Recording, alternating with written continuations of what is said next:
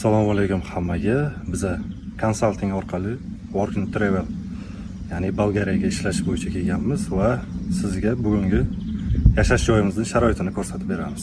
Poyexali. Xo'p, bu hotelimizdagi umumiy ovqatlanish joyi. Endi oshxonaga.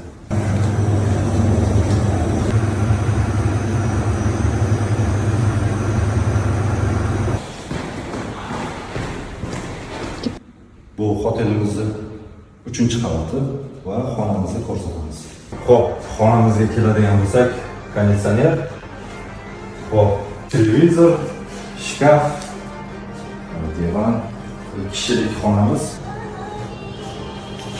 Keyingisi xolodilnik, hech narsa yo'q, faqat non. Chunki ishxonadan ovqatlanib kelamiz, bu yerga ovqat olib kelish. Bu 5 kishilikka mo'ljallangan hojatxona va yuvinish xonasi. Xo'p, dam olish kunlari plyajga bemalol kelib, cho'milsa, dam olsa bo'ladi. Ovqatlanish joylari.